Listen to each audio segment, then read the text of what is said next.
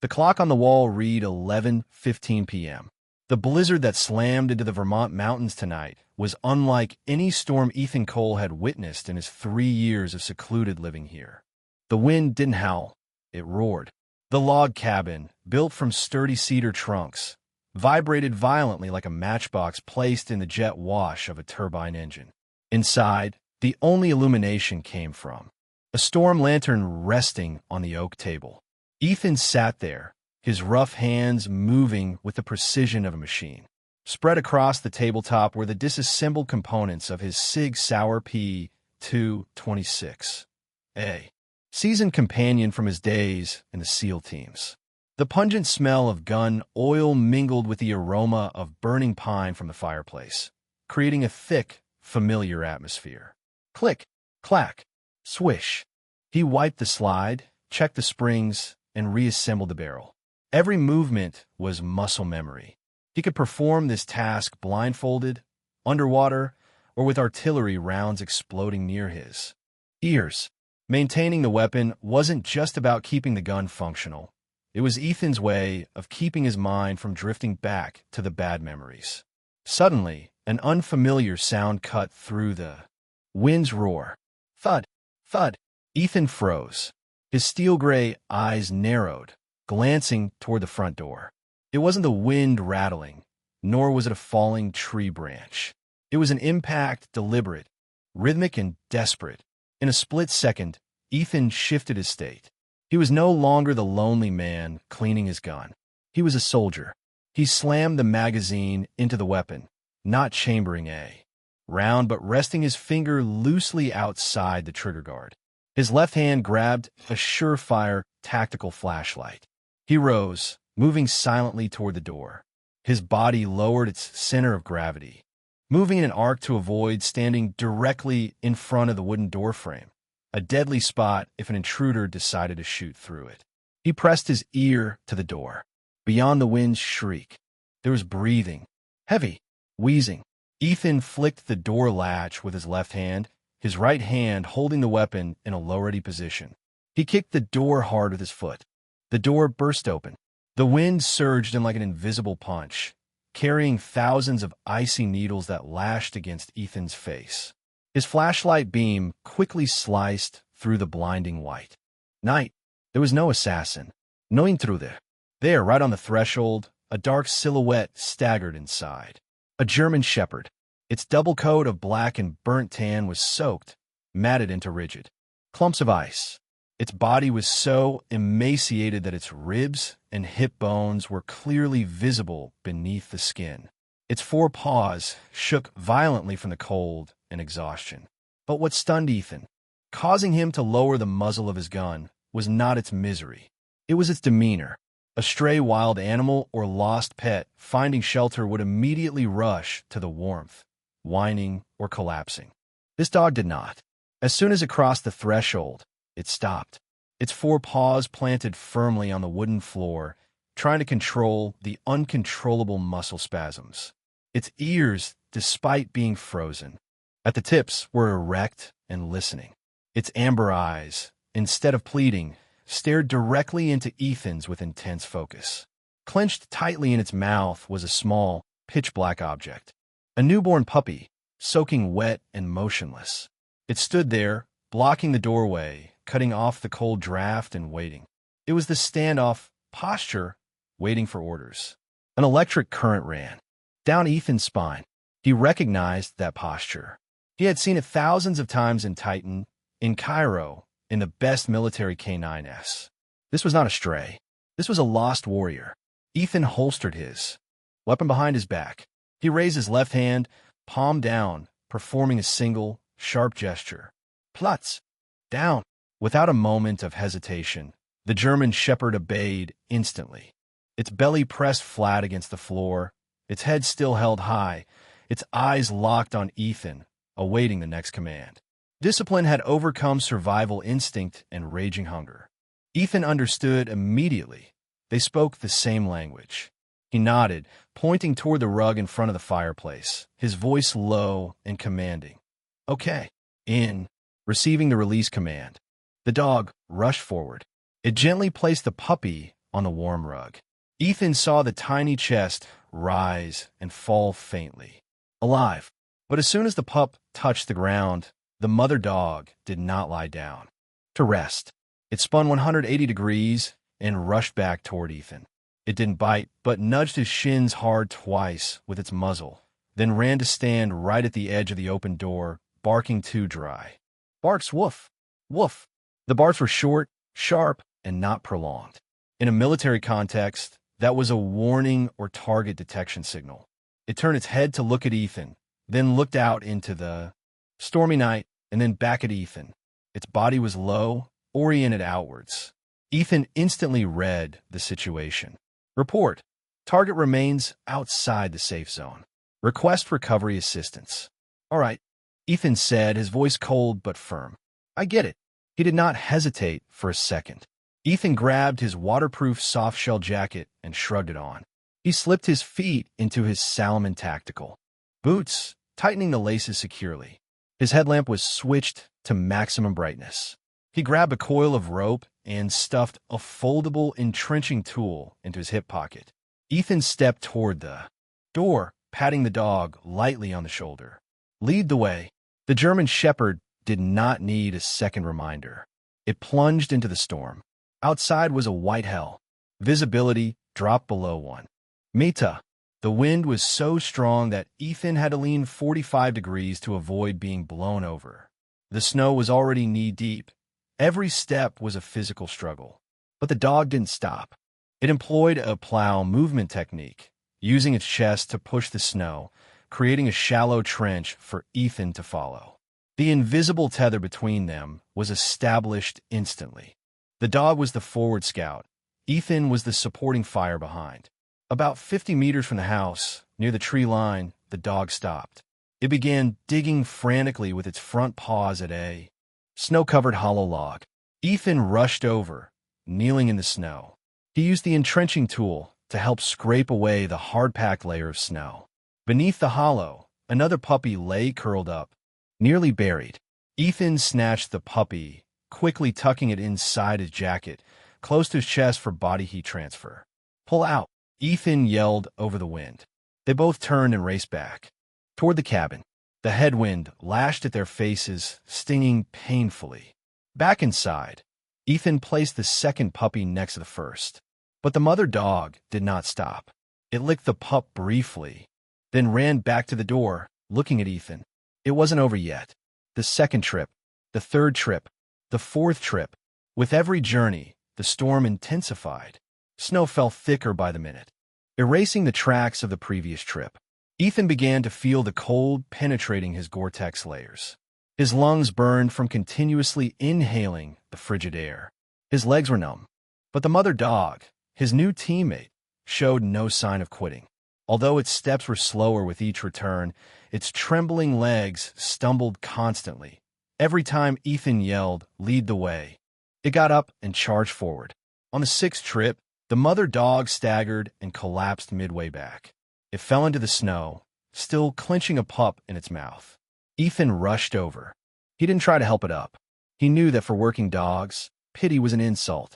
He knelt beside it, leaning close to its ear and shouting, "Get up, go home, Voren, forward." Hearing the familiar command, the dog growled deep in its throat. It summoned its last reserves of strength, pushed up onto all fours, its eyes blazing. It continued its advance. The seventh trip, the final trip.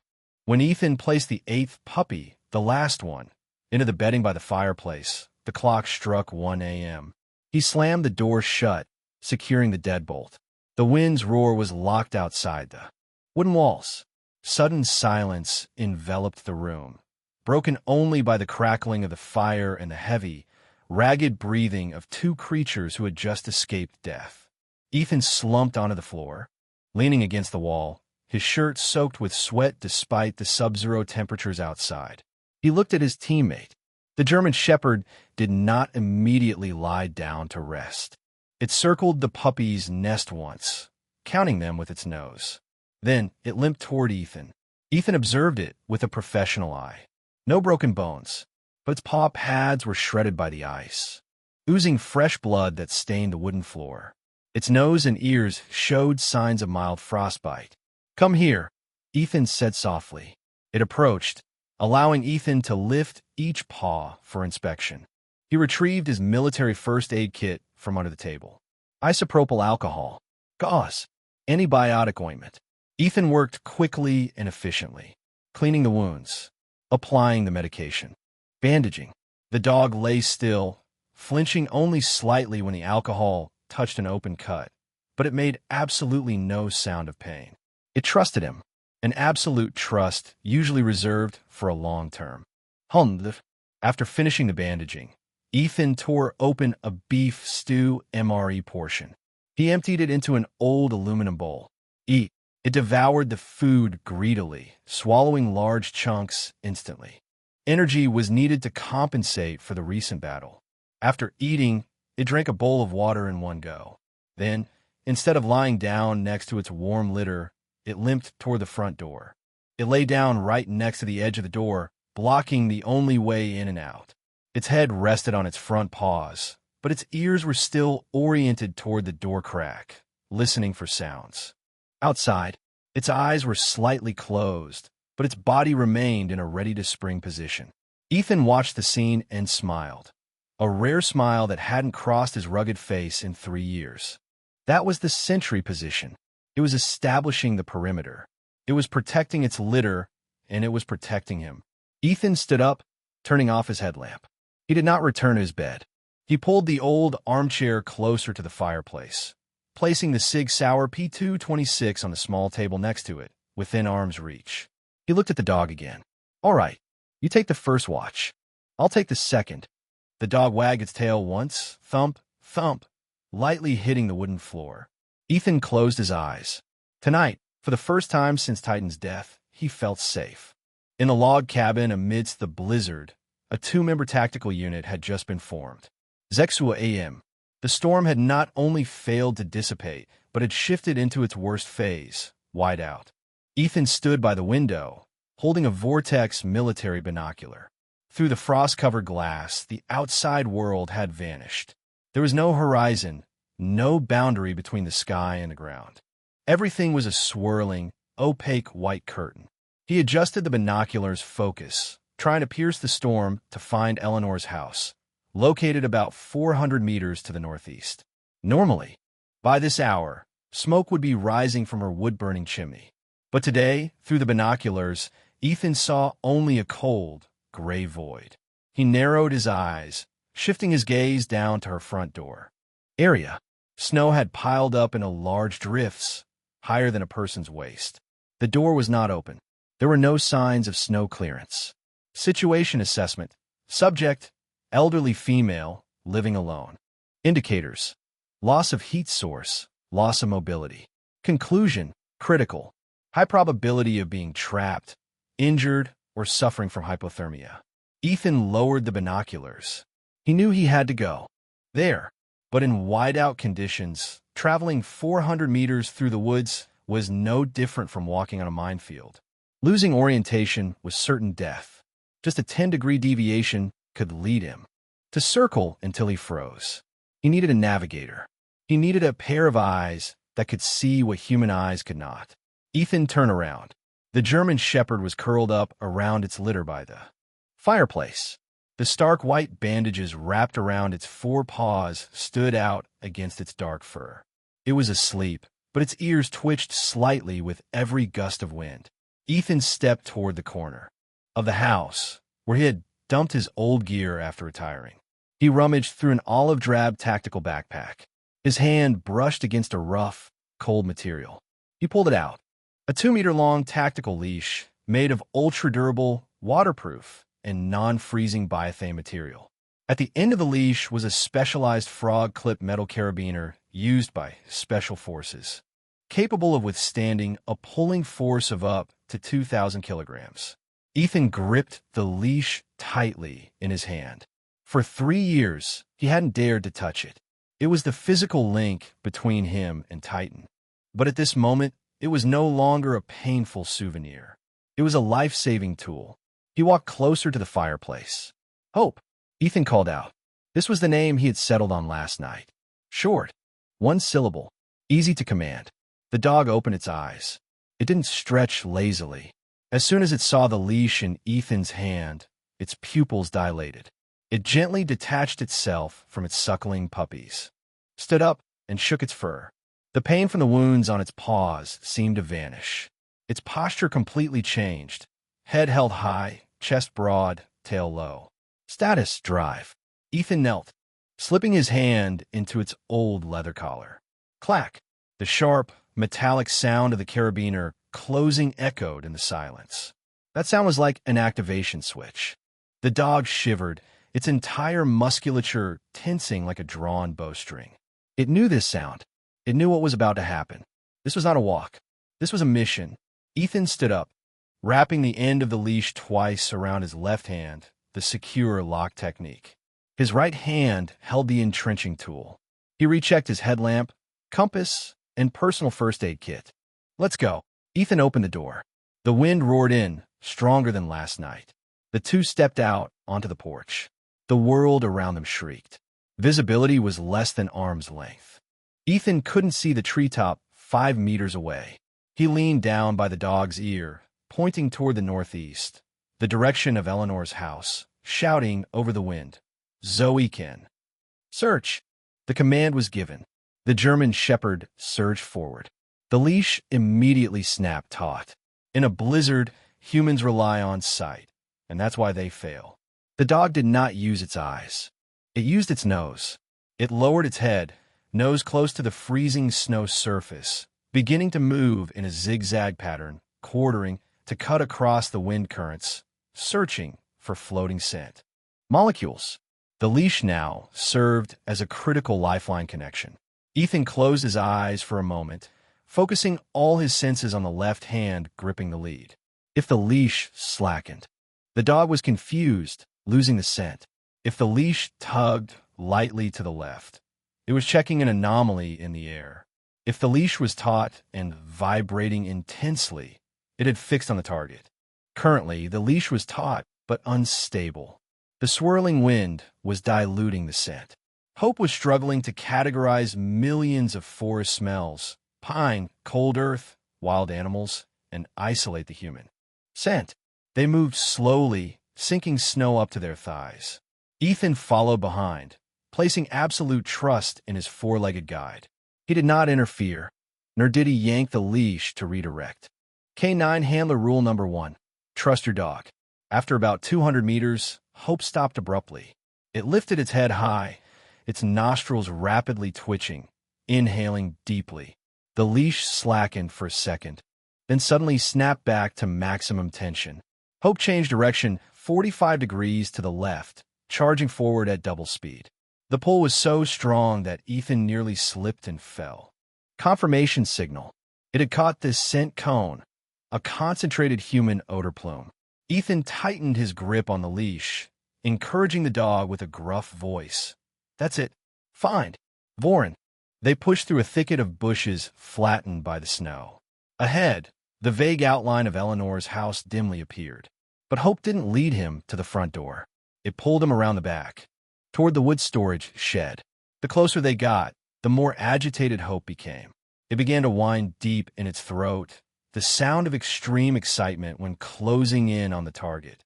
Right at the edge of the shed, Hope stopped in front of a looming pile of snow, mixed with broken wooden planks and corrugated iron. The shed roof had collapsed under the weight of last night's snow.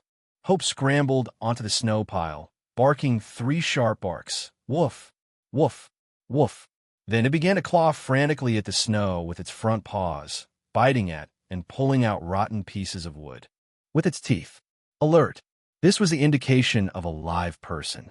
Ethan dropped the leash and rushed over. He plunged the entrenching tool into the position Hope was digging. Clear. Hope retreated a step, but continued barking to maintain focus. Ethan shoveled large scoops of snow behind him. He worked at a frenzied pace. Beneath the nearly 1 meter thick layer of snow and broken planks, a patch of blue appeared. It was the color of Eleanor's wool coat. Eleanor, Ethan yelled. No reply. He threw the shovel aside, using his bare hands to clear the remaining snow around. Her head. The old woman's face was exposed, pale white, lips blue, eyes closed. She was lying on her side, one leg trapped beneath the collapsed pile of firewood. Ethan removed his gloves, pressing his fingers against her carotid artery. Ice cold, skin rigid, but there was a pulse. Weak, slow, and erratic but beating. Condition: severe hypothermia. Stage 3. She was unconscious. He had to be gentle but fast. Ethan pulled the K-bar fixed blade knife from his hip, cutting Eleanor's shoelaces and pant leg to free her trapped foot. Luckily, no open fracture, just heavy bruising. "Hope, cool me," Ethan commanded. The dog jumped into the snow hole beside him. Ethan pulled Eleanor into a sitting position, leaning her back against his chest. He opened his jacket and wrapped it around her to share his body heat. But it wasn't enough. He turned to Hope. "Down. Close." Hope understood. It lay down, pressing its thick, warm fur close to Eleanor's hip and thigh. A dog's body temperature is higher than a human's. It was like a giant, living hot water bottle. Ethan retrieved an emergency survival blanket from his aid kit, wrapping it tightly around Eleanor and the dog. In the snow pit amidst the storm, 3 beings huddled together. Ethan checked the old woman's pulse again. Still weak, but slightly more regular due to the warmth. He looked around. The wind still howled. They couldn't stay here. Snow would soon fill this hole. He couldn't carry Eleanor on his shoulders through the deep snow. That would kill her from cardiac shock. And he would exhaust himself. Ethan's eyes caught sight of a broken piece of corrugated iron from the shed roof, lying nearby. He was struck by a bold idea. Ethan gently set Eleanor down, spread the wool blanket he had carried over the iron sheet, and carefully moved her onto it, securing her tightly with paracord so she wouldn't roll off. He stood up and looked at Hope. The dog was watching him, snow clinging to its eyebrows and whiskers, but its gaze was still fiery. Ethan unclipped the leash from Hope's collar. He took a long piece of rope, tied it to both edges of the iron sheet, forming a tow rope. He then attached the other end of the rope to the tactical harness he had managed to quickly put on Hope before leaving. He tied another rope to his own waist for support from the rear. "Listen up, girl," Ethan said, his voice raw from the cold wind, gripping the dog's shoulder firmly. "This is the hardest part. We have to get her back. Do not stop. Understand?" Hope licked his glove lightly, then turned forward, pulling the rope taut. Ethan took a deep, lung-searing breath of cold air. "Voren, pull," the German shepherd growled, its claws scraping against the icy snow surface, throwing its entire body weight forward. The wind on the Vermont mountaintop was no longer just wind. It was an invisible but brutal physical wall, assaulting anyone who dared to challenge it. The temperature had dropped to a level that could freeze breath the moment it left the lungs. Ethan knelt in the snow, his gloved hands numb but rapidly, working on knots with the paracord. He secured Eleanor onto the corrugated iron sheet, the crudest sled he could salvage from the shed's wreckage. The old woman lay motionless, tightly wrapped in the silver thermal blanket, looking like critical cargo needing exfiltration from a war zone. With the cargo secured, Ethan turned to Hope. The German shepherd stood there, snow clinging to its eyelashes, and muzzle forming tiny icy beads on its black face. It didn't whine, didn't shiver. Its 4 paws were planted firmly in the snow, its hind leg muscles vibrating slightly, not from cold, but from pent-up energy awaiting the command. Ethan threaded the heavy rope through Hope's tactical harness, tying a solid load-bearing knot. He attached the other end to the front edge of the iron sheet. Then, he tied a separate line to his own waist for assistance from the rear. "Listen up, Hope!" Ethan leaned close to the dog's ear, shouting over the storm. "This is the longest stretch. Do not stop. No matter what happens, do not stop. Understand?" Hope turned its head, gave a quick lick to Ethan's goggles, and immediately faced forward, tightening the rope. It lowered its center of gravity, its claws lightly scraping the hard ice underneath, preparing to launch. Ethan took a deep breath, the frigid air cutting his lungs like razor blades. He placed both hands on the rear edge of the iron sheet, planting his feet deep into the snow for traction. Voren, pull. As Ethan's roar finished, Hope lunged forward. The dog surged, throwing the full strength of its 35 kilograms of muscle mass into the harness. The rope snapped taut, letting out a small fut sound. Hope's claws gouged the snowy surface, searching for grip. Scratch. Creak. The metal sheet scraped against the underlying ice, making a chilling, screeching sound before starting to slide. 1 meter. 2 meters. The march had begun. 400 meters of forest travel in whiteout conditions is not measured by distance, but by the endurance of the heart and the will. Zero visibility. Ethan couldn't see the destination. He could only see Hope's bushy tail and the rope pulled taut ahead like a compass. They moved directly against the wind. Snow lashed their faces, stinging like sandblasting. Ethan pushed the sheet, lifting his feet high like an infantryman to avoid sinking, but the new, soft, thick snow made every step heavy as lead. Hope moved in a four-wheel drive style. It didn't run, it crawled. Its head was lowered to shoulder height to reduce wind resistance, its forelegs splayed wide, gripping firmly. Knowing the weight behind it, it didn't jerk but maintained a steady, tenacious pull. After a distance, the iron sheet suddenly seized up. They had entered a low-lying area where the wind had gathered snow into a drift nearly chest-high. The nose of the sheet slammed into the soft wall and got stuck. The rope went slack. Hope turned back to look at Ethan, its tongue hanging out, its breath clouding in white plumes. It didn't bark, just stood there panting, awaiting instructions. It knew it couldn't pull through this drift without help. Ethan let go of the sheet and waited. Forward. The snow reached his waist. He shoveled frantically with the entrenching tool, clearing a path for the sled. His arms ached, his shoulder muscles burned. To the left. Hope. Des Zokloki. Ethan yelled, pointing toward a slightly higher mound where the snow was shallower. The dog understood immediately. It moved left, pulling the rope taut at an angle to turn the sled. Pull. Hope lunged. Ethan slammed his shoulder into the rear edge of the sheet. Crack. The sled broke free from the stuck position, sliding onto a harder surface. But the violent shove made Ethan lose his balance, and he stumbled, falling face first into the snow. The bone-chilling cold instantly invaded through the opening in his collar, creeping down his spine. Ethan lay there, face down in the cold snow. For a brief moment, deadly drowsiness swept over him. His body, exhausted from the previous night and this rescue, began to whisper, "Just rest a little. Only 1 minute. It's so warm." It was the call of hypothermia's death. But Hope would not allow it.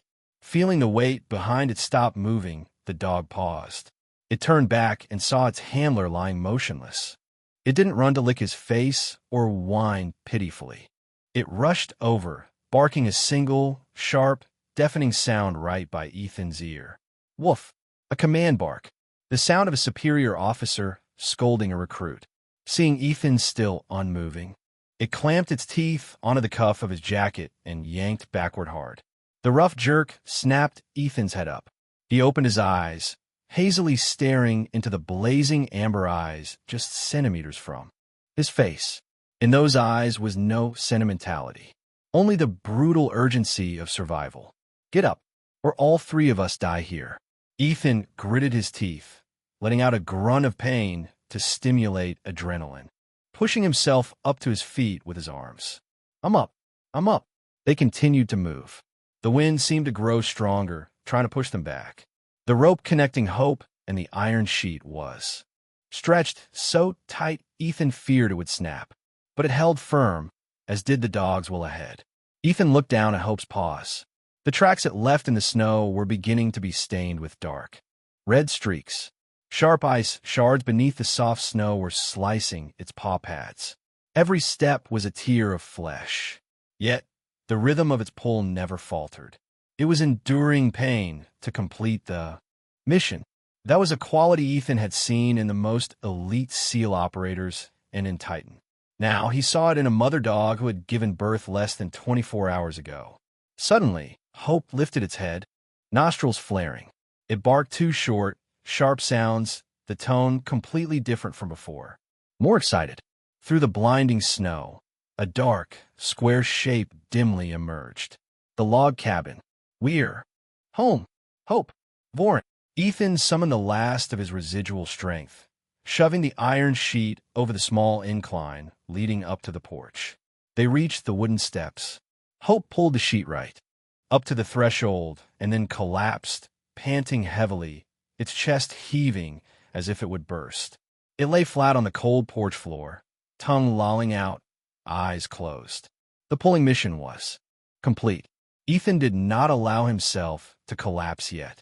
He cut the paracord securing Eleanor, hoisting her onto his shoulder in a fireman's carry.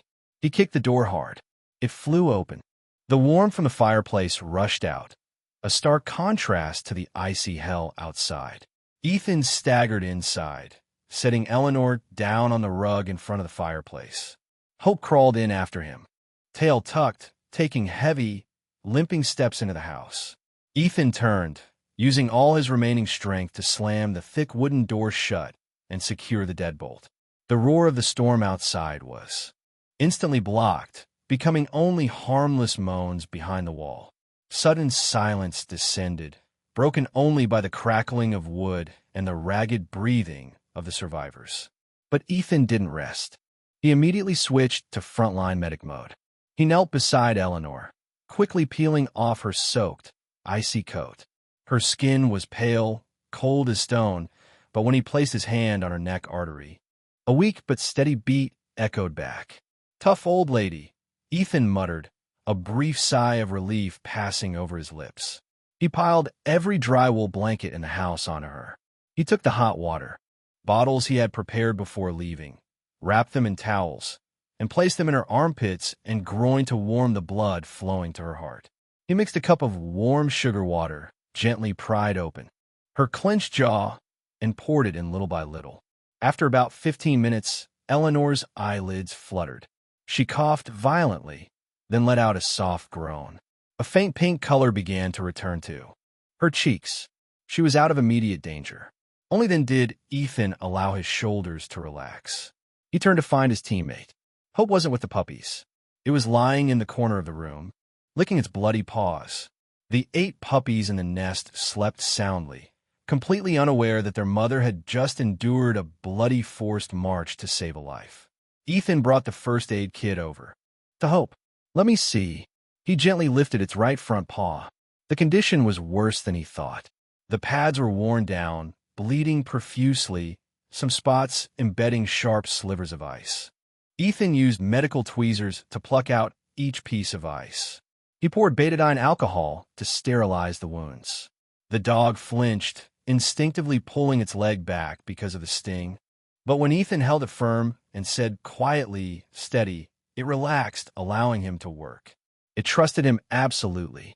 After bandaging all 4 paws, Ethan tore open 2 MRE high-protein rations, the portions reserved for high-intensity combat soldiers, mixing them with warm water and a little beef fat.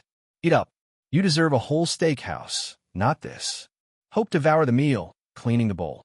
In an instant, after eating, it took a long drink of clean water, then limped toward its nest.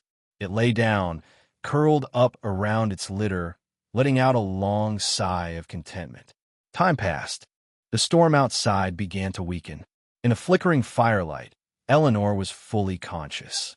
She sat leaning against a cushion, her hands trembling as she held the hot tea Ethan had brewed. She looked at the rugged man with the scruffy beard, then at the large dog sleeping soundly with all 4 paws wrapped in white bandages. "You," she whispered, her voice still raw. "You and her. You pulled this old woman back from the dead." Ethan, who was sitting on the floor, cleaning his pistol, looked up. He didn't offer empty words of comfort. He just gave a slight nod. "It was the mission, ma'am. We don't leave anyone behind." Just then, Hope stirred awake. It seemed its vigilance wouldn't allow it to sleep too deeply. It stood up with difficulty, limped around the room once, sniffing the door crack to confirm no danger had intruded. Then it walked toward Ethan. It did not rub its head against him affectionately like a pet. It walked over and sat down next to his right leg, the standard healing position in a tactical formation. Its back was straight, chest out, head held high. It placed a bandaged front paw onto Ethan's thigh. Pressing lightly, Ethan stopped cleaning his gun. He turned, looking deep into the animal's amber eyes. In that quiet moment, a silent dialogue took place. No master and servant. No rescuer and victim. Only two soldiers who had just been through hell together and returned, sharing a silent respect for each other. Ethan raised his calloused, scarred hand and gave Hope's muscular shoulder two firm pats. Thump, thump. Good girl. Stand down. Hope sighed, wagged its tail once lightly, and lay down right there, resting its large head on Ethan's boot, closing its eyes. Ethan reached for the tactical leash on the table. The ultra-durable biothane leash was still soaked, stained with mud and faint traces of blood. Before, every time he saw this leash, Ethan only saw the image of Titan. Lying motionless in a pool of blood, he saw the grief and the loss.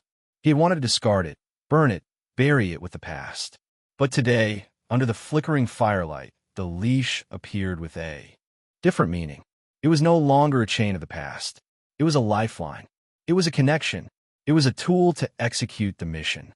Ethan took a clean rag, carefully wiping every centimeter of the leash dry. He checked the metal carabiner, applying a drop of protective oil to ensure it would never jam. Then, he coiled the rope perfectly according to military standards.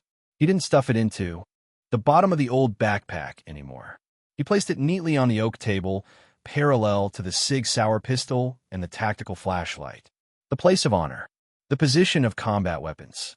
The position of essential gear. Ethan looked out the window, where the first faint rays of moonlight were attempting to pierce the dissipating storm clouds. He felt a change in his chest. The block of ice that had weighed down his heart for 3 years had cracked. He looked at Hope, then at the 8 sleeping puppies in the nest. Among them, there would be some who carried their mother's tenacious genes, ones who could be trained, ones who could become the eyes, ears, and shield for others. A plan formed in Ethan's mind as quickly as a tactical deployment strategy. This cabin would no longer be the hideout of a man running from his past. It would be a training camp, a new base of operations. Ethan closed his eyes, leaning his head against the wall, a slight, arrogant half-smile playing on his lips, the smile of a soldier who had rediscovered his battlefield. Alpha Team had been re-established, and this time their number was 10.